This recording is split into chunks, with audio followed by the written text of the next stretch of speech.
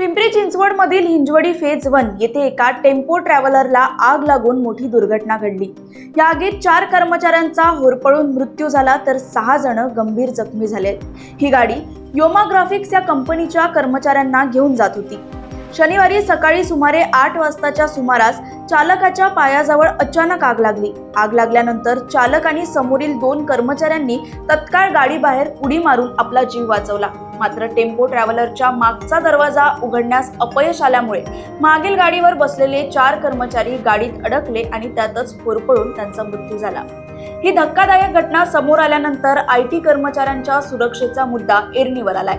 हिंजवडी हे पुण्याचं मोठं IT हब आहे, जिथे शेकडो कंपन्यांमध्ये दररोज सुमारे 5 लाख कर्मचारी कामासाठी ये जा करतात। यातील 80% अधिक कर्मचारी खासगी वाहतूक व्यवस्थेवर अवलंबून असतात। त्यामुळे या घटनेमुळे अशा प्रवास व्यवस्थेची सुरक्षा, देखभाल आणि जबाबदारी याविषयी गंभीर प्रश्न उपस्थित झालाय। घटनेनंतर RTO विभागाचे अधिकारी संदेश चव्हाण यांनी घटनास्थळी पाहणी केली। त्यांच्या प्राथमिक अंदाजानुसार गाडीच्या वायरिंगमध्ये शॉर्ट सर्किट झाल्यामुळे आग लागली असावी। या घटनेनंतर RTOने ट्रॅव्हल्स कंपन्यांच्या प्रतिनिधींशी बैठक घेऊन सुरक्षा विषयक मुद्द्यांवर चर्चा केली। नवीन नियमावली लागू करण्याच्या दृष्टीने काम सुरू असल्याचंही त्यांनी सांगितलं। मात्र तपास पुढे गेल्यावर या घटनेने एक अविश्वसनीय आणि धक्कादायक वळण घेतलं। पोलिसांच्या तपासात असं निष्पन्न झालं की ही आग अपघातामुळे नव्हे तर मुद्दाम लावण्यात आली होती। गाडी चालवत असलेला चालक जनार्दन हंबर्डीकर यानेच ही आग लावल्याचं तपासात उघड झालंय। पोलिसांनी दिलेल्या माहितीनुसार चालकाने गाडीत बेन्झिन नावाचं ज्वलनशील केमिकल ओतून गाडी पेटवली। प्रारंभी त्याच्याकडे 1 लिटर बेन्झिन असल्याचं सांगितलं गेलं। मात्र आता पोलिसांना असंही कळलंय की त्याच्याकडे अजून 4 लिटर बेन्झिन होतं, जे त्याने योमा ग्राफिक्स कंपनीतून चोरून आणलं होतं। म्हणजेच एकूण 5 लिटर बेन्झिन चालकाकडे होतं। आता प्रश्न असा निर्माण होतोय, उरलेलं बेन्झिन केमिकल कुठे गेलं आणि तो त्याचा वापर अजून काहीतरी करण्यासाठी तर करणार नव्हता ना?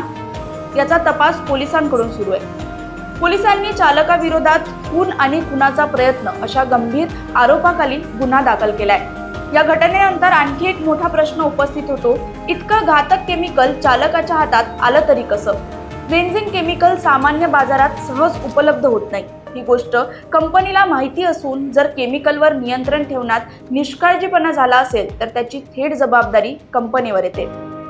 त्यामुळेच पोलीस तपासाचा रोख आता योमा ग्राफिक्स कंपनी आणि तिथल्या केमिकल हाताळणी व्यवस्थेवर आहे। या निष्काळजीपणामुळे कंपनीवरही गुन्हा दाखल होण्याची शक्यता आहे। या संपूर्ण प्रकरणी हिंजवडी पोलीस ठाण्याचे पोलीस निरीक्षक कन्हैया थोरात यांनी स्पष्ट केलं आहे की हे प्रकरण फक्त अपघातच नाही तर नियोजनबद्ध गुन्ह्याचं स्वरूप घेत आहे।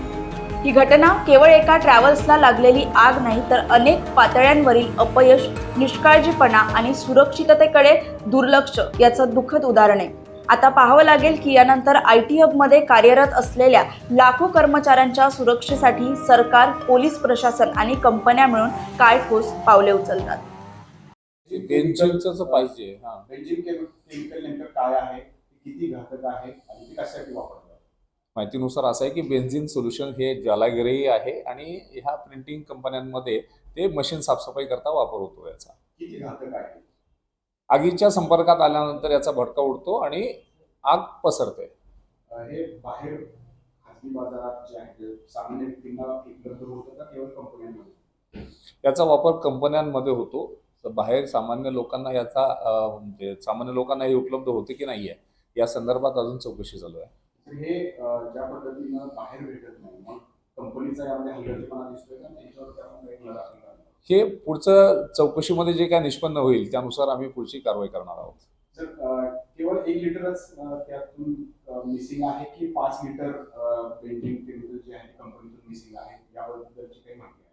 नाही, अद्याप तरी आमच्याकडे 1 लिटर संदर्भातली माहिती आहे। जर यामध्ये जास्त बेन्झिनचा वापर झाला असेल तर त्या बाबतीत आम्ही अधिक तपास करून त्यानुसार कारवाई करतोय। आतापर्यंत तपासामध्ये 1 लिटर बेन्झिन वापरल्याचं समोर आलं आहे। मग उरलेलं बेन्झिन कुठं आहे याचा तपास घेतला जाणार आहे आणि त्याचा कशासाठी वापर होणार होता याचाही तपास। या सगळ्या गोष्टी पुढील तपासाच्या संदर्भातल्या आहेत आणि या संदर्भात जास्त टिप्पणी करणं योग्य होणार नाही, कारण तपास चालू आहे। तुमच्या बंधूंचा अपघाती निधन झालं आहे, मात्र तो अपघात नसून एक प्री प्लॅन मर्डर असल्याचं समोर आलेलं आहे। हे आम्हाला समजताच आम्ही आता पुढे पाऊल उचललं आहे, पण आता अजून पोलिसांची सुद्धा तपासणी चालू आहे. आमच्या हातात जोपर्यंत काही रिपोर्ट येत नाही तोपर्यंत आम्ही काही करू शकत नाही, पण त्याला सजा मिळावी हे नक्की आहे. त्याच्यासाठी आम्ही नक्कीच प्रयत्न आता करणार. मागणी काय आहे तुमची? मागणी काय आम्हाला आता त्याच्या पश्चात त्याची बायको, त्याचा मुलगा, त्याचे आईवडील जे काय आहेत त्यांच्या संगोपनाचा प्रश्न आता समोर आला आहे. त्यांनी काय करावं? आता किती वर्ष झालं तुमचे बंधू या कंपनीत काम करत होते, चालक देखील अनेक वर्ष? 20-22 वर्ष झाले.